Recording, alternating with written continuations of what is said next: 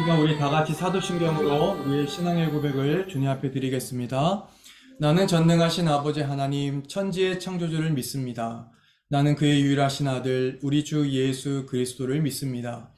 그는 성령으로 잉태되어 동정녀 마리아에게서 나시고 본디오 빌라도에게 고난을 받아 십자가에 못 박혀 죽으시고 장사된 지 사흘 만에 죽은 자 가운데서 다시 살아나셨으며 하늘에 오르시어 전능하신 아버지 하나님 우편에 앉아 계시다가 거기로부터 살아있는 자와 죽은 자를 심판하러 오십니다.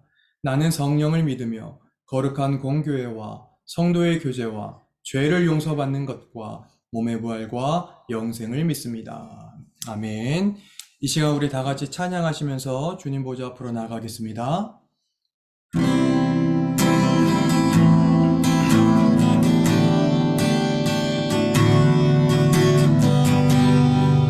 영원한 사귐에 날 초대하시네. 주님을 누리며 사는 것, 날 지으신 대로, 날 부르신 대로 주님과 함께 걷는 삶. 영원한 사귐에 날 초대하시네. 주님을 누리며 사는 것, 날 지으신 대로, 날 부르신 대로 주님과 함께 걷는 삶. 이것이 영원한 삶, 이것이 영원한 삶. 참 하나님과 그 아들 아는 삶, 이것이 영원한 삶, 이것이 영원한 삶. 내가 주 안에, 주는 내 안에 즐거워하는 삶. 우리 다시 한번 고백합시다. 영원한 사귐에, 영원한 사귐에 날 초대하시네. 주님을 누리며 사는 것, 날 지으신 대로, 날 부르신 대로 주님과 함께 걷는 삶. 이것이 영원한 삶, 이것이 영원한 삶.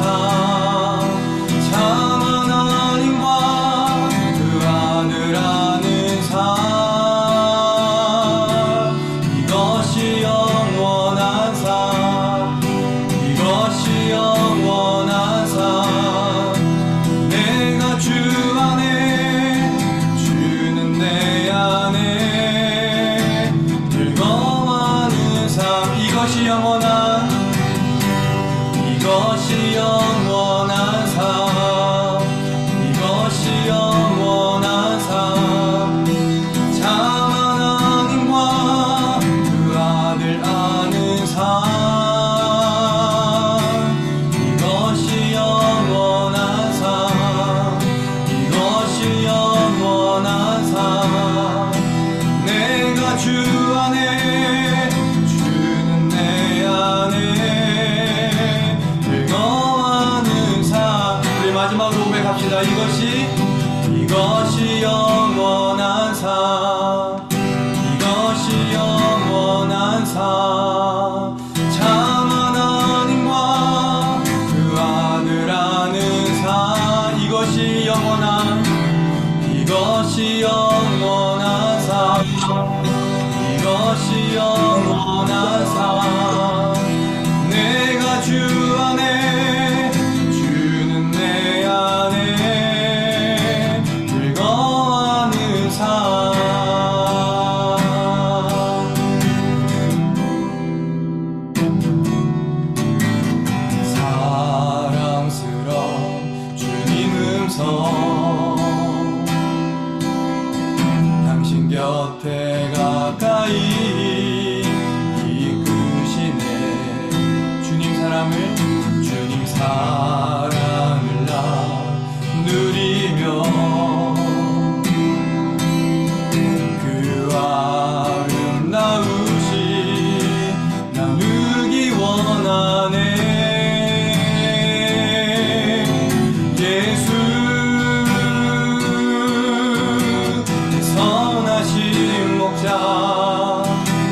나의 앞길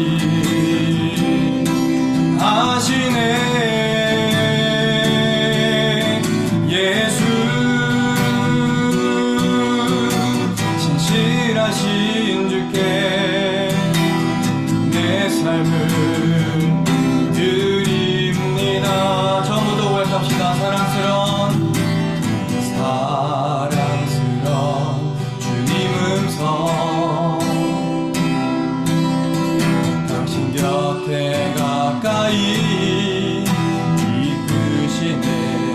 주님 사랑을 나누리며 그 아름다우신 나누기 원하네. 예수 선하신 목자 나의 앞길 하시네. 예수 진실하신 주께 내 삶을 드립니다. 예수 내 선하신 예수 내 선하신 목자 나의 앞길 하시네. 예수 진실하신 주께 내 삶을 드립니다. 예수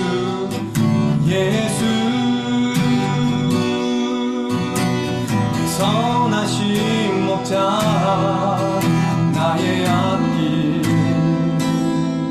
하시네. 예수 진실하신 주께 내 삶을 드립니다.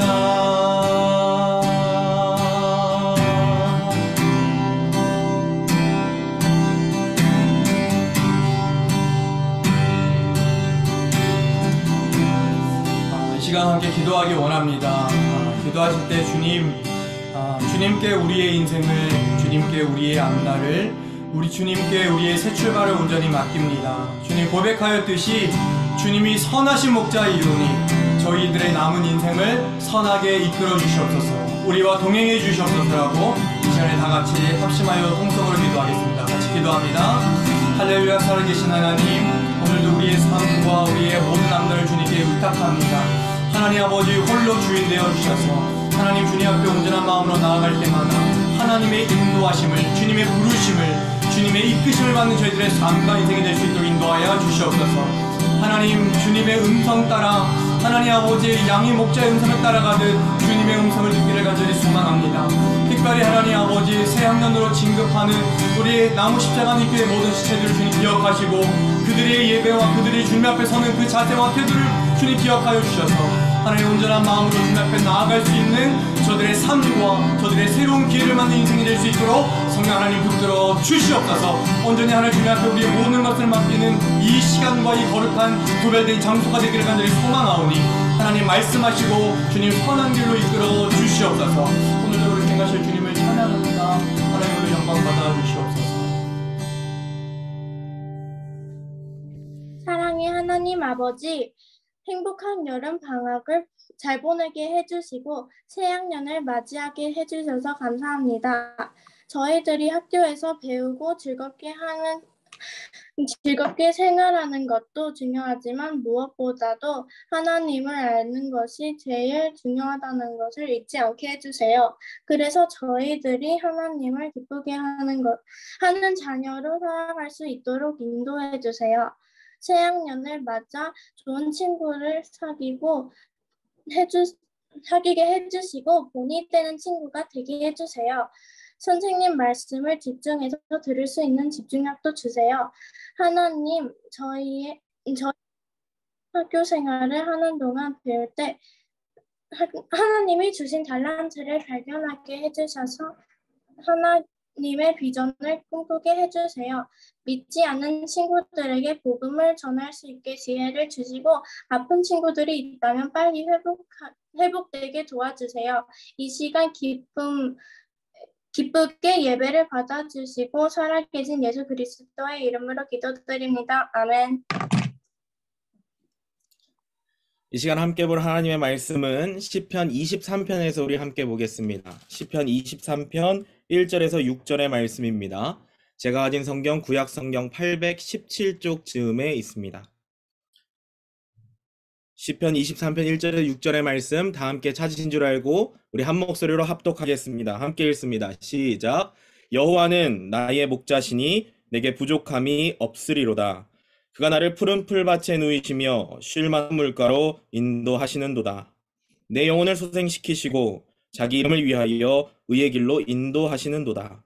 내가 사망의 음침한 골짜기로 다닐지라도 해를 두려워하지 않을 것은 주께서 나와 함께 하심이라. 주의 지팡이와 막대기가 나를 안위하시나이다.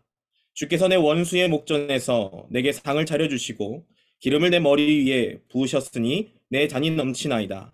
내 생명의 선하심과 인자하심이 반드시 나를 따르리니 내가 여호와의 집에 영원히 살리로다. 아멘. 할렐루야. 하나님의 사랑과 은혜와 평강이 이 시간 저와 여러분들 삶 가운데 함께 하시기를 주님의 이름으로 간절히 소망합니다. 오늘 이 시간에는 우리가 함께 읽은 시편 23편 1절에서 6절의 말씀을 통하여 새 학년 새 출발하는 여러분들에게 라는 제목으로 우리 함께 이 시간 함께 하나님의 말씀 나누고자 합니다. 우리가 함께 읽은 이 시편에 있는 말씀은요, 악기에 맞추어 부르는 노래라는 뜻을 지닌 히브리어 미즈모르라고 하는 말을 번역한 것입니다. 오늘 우리가 함께 읽은 이 말씀 시편 23편도 우리가 차례대로 살펴보면요, 하나님을 향한 깊은 신뢰를 바탕으로 하나님의 사랑과 배려에 감사하는 신앙 고백을 이야기하고 있습니다. 시편 23편은요, 목자와 양의 관계, 또 나그네와 그를 환영하는 주인의 모습을 배경으로 하나님을 향한 믿음을 노래하고 있어요. 일부 학자들은요, 유대인들이 나라가 망한 후에 바벨론으로 끌려가서 머나먼 땅에서 살아가지만 언젠가는 자신의 나라로 되돌아올 것이라는 희망과 또 나라를 다시 세울 것이라는 바람을 노래한 것이다 라고 보는 사람들도 있고요. 한편에서는 진정한 목자이시고 왕이신 하나님을 예배하는 그러한 기쁨을 표현하려는 목적으로 이 시편 23편에 있는 이 시를 지었다라고 합니다. 이처럼 이 시편 23편에 대한 각각의 의견은 다를지라도 우리 모두가 공통적으로 인정하는 것은 이 시편이 수많은 사람들에게 위로와 또 평안을 주었고 어느 시대에나 크리스천들이 가장 많이 읽고 묵상하는 말씀이 오늘 본문에 기록된 시편 23편에 있는 이 내용이라는 사실입니다. 시편에 있는 이 23편에 있는 본문을요, 크게 두 가지로 볼 수가 있습니다. 첫째 부분은 23편 1절에서 4절로 참된 목자처럼 이스라엘 백성들을 이끌고 보호하시는 하나님께 감사하는 노래입니다. 둘째 부분은요, 23편 5절에서 6절 말씀으로 손님을 극진히 대접하는 주인처럼 언제나 사랑으로 돌보시는 주님께 감사를 드리는 노래입니다.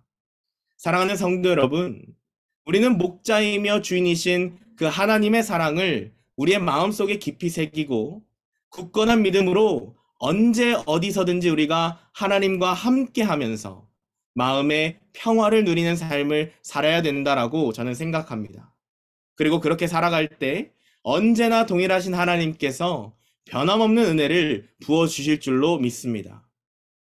그래서 오늘 저는 이 시편 23편에 있는 본문을 통해서 새 학년, 새 출발을 하는 우리 다음 세대 여러분들과 또 이 시간 함께하는 우리 성도님들과 함께 서로 사랑의 관계, 언제나 동일하게 변함없이 임하시는 그 하나님의 은혜를 나누고자 합니다. 저는 오늘 본문의 말씀을 이렇게 묵상하면서요, 마음에 이러한 결단이 생기더라고요. 첫째로 하나님의 능력을 제한하지 않는 것, 둘째로 하나님의 인도하심을 늘 믿는 것, 마지막으로 어떠한 상황 속에서도 변함없이 하나님을 찬양해야겠다라고 저는 생각을 했습니다. 우리 시간 함께 차례대로 살펴보고 함께 은혜 나누기를 소망합니다. 첫 번째로요, 하나님의 능력을요, 제한하지 않는 것이에요. 제가 초등학교 다닐 때 부모님과 함께 강원도에 있는 대관령 목장에 한번 놀러 간 적이 있어요. 그때 대관령 목장을 보고 푸른 토장이 이러한 것이구나 라고 감탄이 흘러나왔습니다. 그런데 제가 캐나다에 와서요, 로키 산맥을 여행해보고 또 제가 얼마 전에 릴루엣 원주민 선교를 다녀오면서 보았던 이 캐나다의 땅이 규모와 방대함이 제 생각을 뛰어넘고요, 정말 상상을 넘을 정도의 끝이 보이지 않는 푸른 초장을 제가 경험을 했어요. 그때 제 든 생각이요, 푸른 초장에 하나님의 능력과 하나님의 힘을 감히 내 생각으로 제한하지 말아야겠다라고 저는 깨달았습니다. 시편 23편 2절에 보니까요, 그가 나를 푸른 풀밭에 누이시며 쉴 만한 물가로 인도하시는도다 라고 이야기하고 있어요.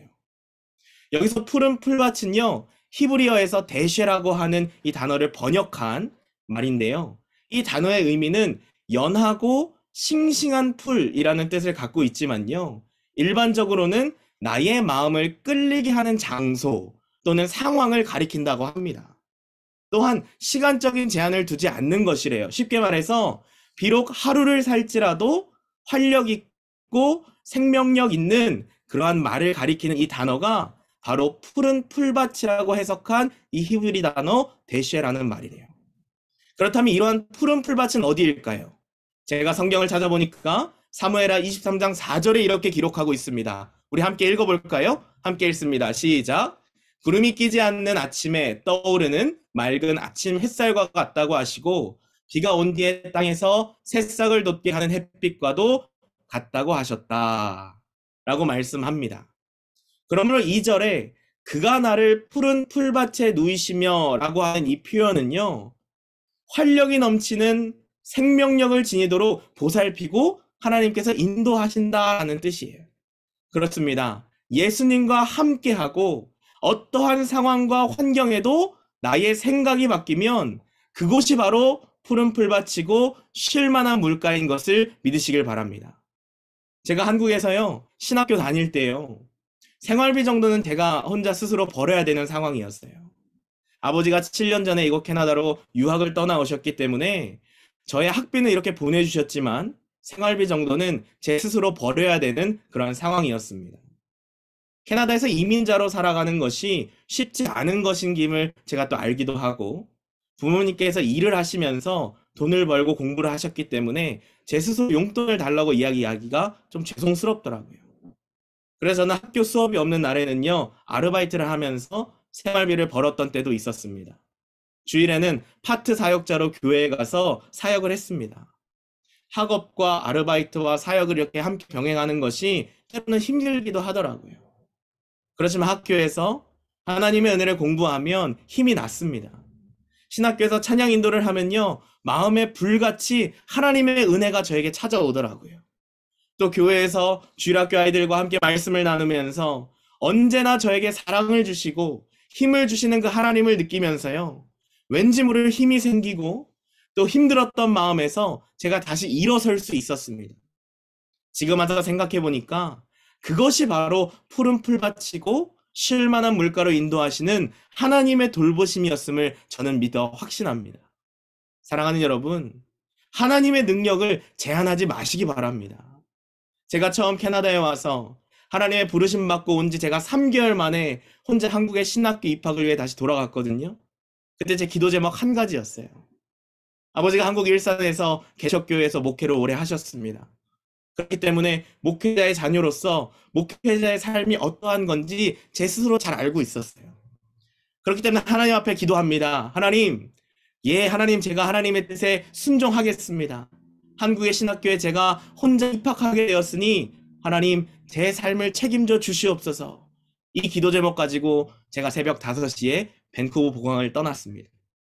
그리고 한국에서의 지난 7년간의 생활은요, 정말 하나님의 은혜였다라고 밖에는 말을 할 수가 없습니다. 하나님은 저에게 여러 가지 방법으로 만나와 메추라기를 주셨습니다. 또 엘리야 까마귀의 공격과 같이 생각지도 않았던 방법으로 여러분들의 도움을 통해서 제가 지낼 수 있었어요.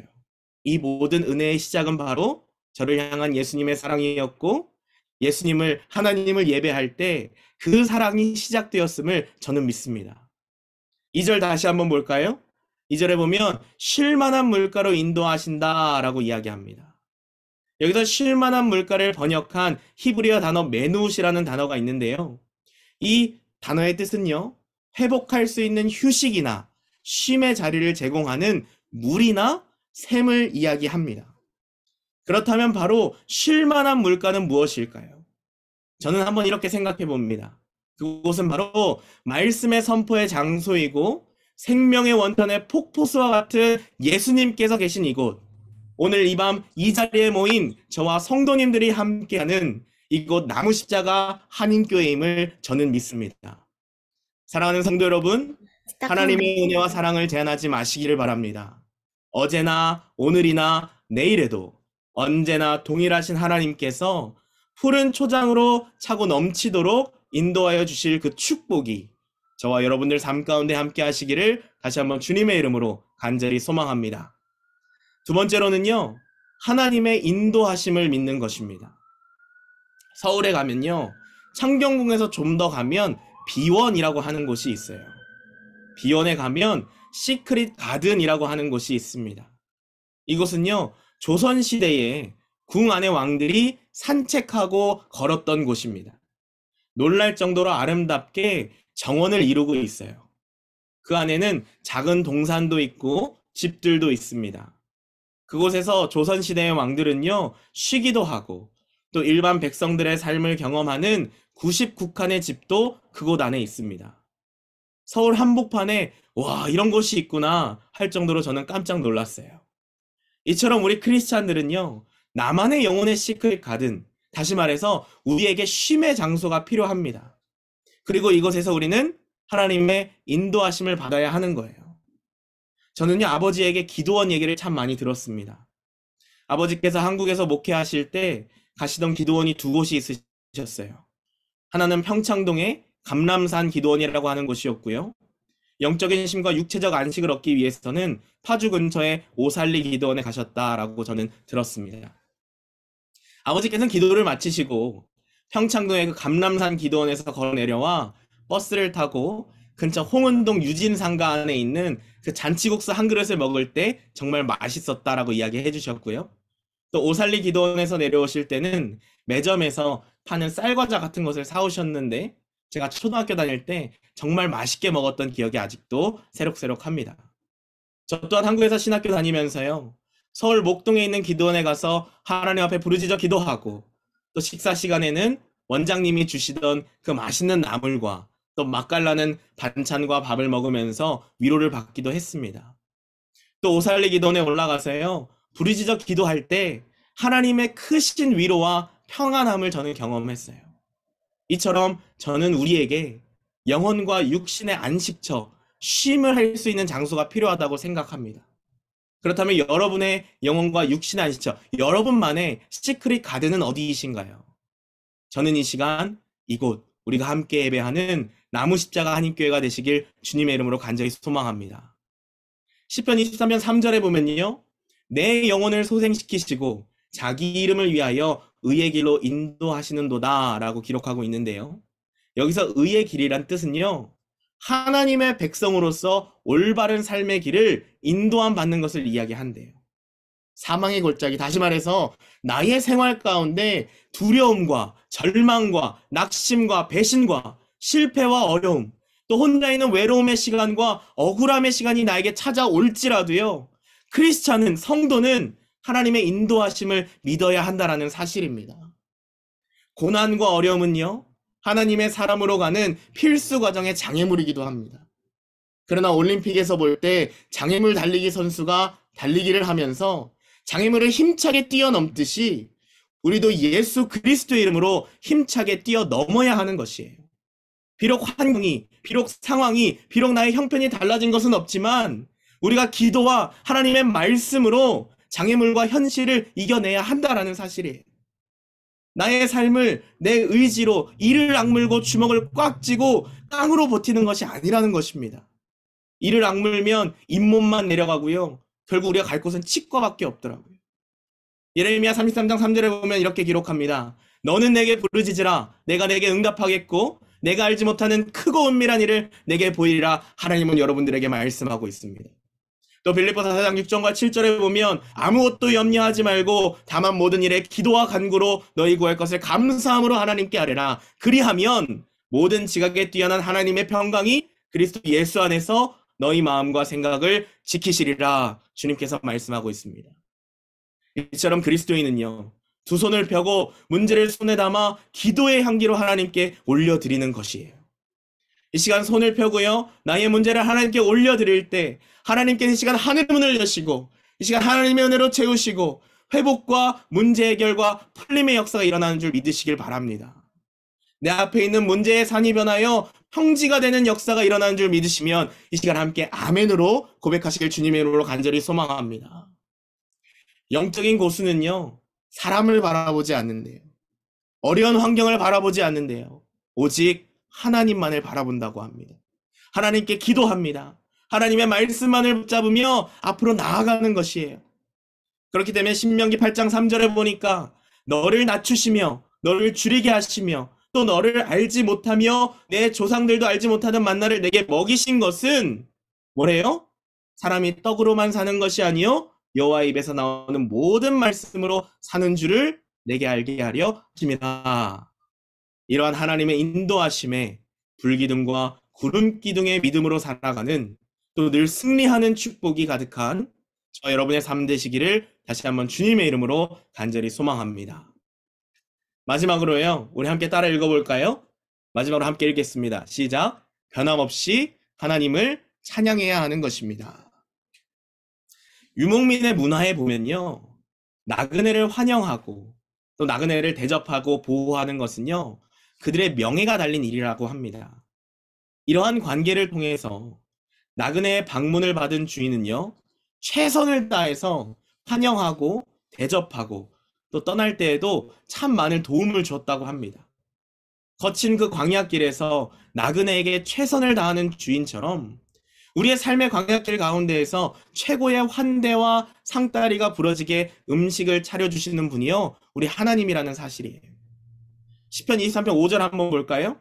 5절에 보니까 뭐라고 기록합니까? 빨간색 부분이요. 주께서 내 원수의 목전에서 내게 상을 차려주시고, 여기서 상이라고 번역한 이 단어는요, 슐한이라고 하는 단어인데요, 우리가 주는 그러한 상이 아니라요, 음식이나 다른 무엇인가를 올려놓을 수 있는 식탁이나 밥상 또는 책상을 의미하는 단어라고 합니다. 원수 앞에서 상을 차려주시고 머리에 기름을 부으셨다라는 의미는요, 아주 풍성한 식탁을 의미하는 것이에요.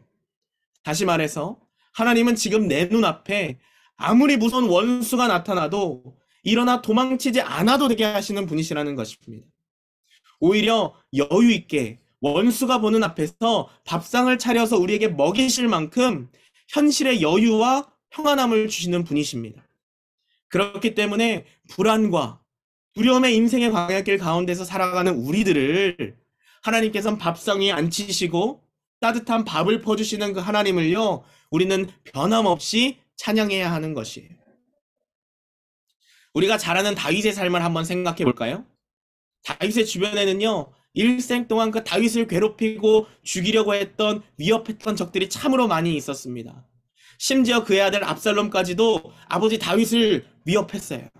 그러나 하나님께서는 언제나 변함없이 하나님을 찬양한 그 다윗의 삶을 인도하시고 모든 적들을 물리쳐 주시고 승리하게 하셨다는 사실이에요. 또 출애굽기 14장에 보면 우리가 잘 아는 그 홍해바다가 갈라지는 기적의 사건이 기록되어 있어요. 홍해바다 앞에서 이스라엘 백성들이 그 처한 상황은요, 앞은 그 홍해바다가 가로막고 있습니다. 뒤에서는 지금까지 자기들을 노예 삼아서 수많은 어려움을 주었던 그 애굽의 군대들이 그들을 향해 맹렬하게 추격하며 달려오고 있는 상황이에요. 그렇게 앞뒤가 막힌, 어떻게 할 수조차 없는 그 어려움 속에서 허둥대는 이스라엘 백성들을 향해 하나님께서는 어떻게 하십니까? 확실한 보호책을 마련하셨다는 거예요. 하나님은 모세가 지팡이로 홍해를 가르게 하는 동안 애굽이 더 이상 추격하지 못하도록 불과 구름 기둥으로 그들을 어지럽게 하셨습니다. 그리고 갈라진 홍해 바다를 통해 이스라엘 백성들을 모두 건너게 하셨어요. 이어 이스라엘 백성들을 추격하는 바로의 군대를 홍해 바다 가운데 모조리 빠뜨리셨어요. 이처럼 원수가 내 앞을 가로막을지라도, 앞이 캄캄하여 아무것도 보이지 않는 상황일지라도, 어디로 가야 할지 내가 갈 길을 알지 못하는 상황일지라도요, 하나님께서는 원수 앞에서 일어나 도망치지 않도록 우리를 늘 인도하시고 보호하시는 하나님이신 줄로 믿습니다. 사랑하는 성도 여러분, 인생의 광야의 길 가운데에서 최고의 환대와 상다리가 부러지도록 음식을 차려주시는 하나님, 지금 내 눈앞에 아무리 무서운 원수가 나타나 나를 공격할지라도 일어나 도망치지 않아도 되게 하시는 하나님, 불안과 두려움의 그 인생의 광야길 가운데에서 살아가는 우리들을 밥상에 앉히시고 따뜻한 밥을 퍼주시는 그 하나님을 기억하시고 변함없이 하나님만을 찬양하는 저와 여러분 되시기를 주님의 이름으로 간절히 소망합니다. 그리하여 6절에 내 평생의 선하심과 인자하심이 반드시 나를 따르리니 내가 여호와의 집에 영원히 살리로다 라는 이 고백처럼 하나님의 선하심과 하나님의 인자하심을 바라보며 변함없이 하나님을 찬양할 때 은혜가 충만하여지고 인생에 막힌 담이 허물어지고 불안과 두려움이 떠나가고 회복과 풀림의 역사가 나타나 저와 여러분들의 삶이 예수 그리스도의 영으로 충만하여지고 새로워지시기를 다시 한번 주님의 이름으로 간절히 소망합니다. 말씀을 마무리합니다. 사랑하는 성도 여러분, 사랑하는 우리 다음 세대 여러분, 앞서 이야기했듯이요, 우리는 목자이시며 우리의 주인 되시는 그 하나님의 사랑을 마음속에 깊이 새기고 굳건한 믿음으로 하루하루 살아가야 합니다. 언제 어디서든지 하나님과 함께하면서 마음의 평화를 누리는 삶을 살아가야 합니다. 그리고 그러할 때 언제나 동일하신 하나님께서 변함없는 은혜를 부어주실 줄로 믿습니다. 그리하여 이 시간 새로운 출발, 새로운 시작의 때 하나님의 은혜와 하나님의 동행하심으로 말미암아 승리하는 저와 여러분들 되시기를 다시 한번 주님의 이름으로 간절히 소망합니다. 기도하겠습니다. 하나님 감사합니다. 이 밤도 하나님의 말씀을 통해 함께 나눌 수 있도록 허락하여 주심에 감사를 드립니다. 하나님, 오늘 나눈 말씀이 우리의 삶 가운데 레마가 되게 하여 주시옵소서. 감사드리며 예수님의 이름으로 간절히 기도드리옵나이다.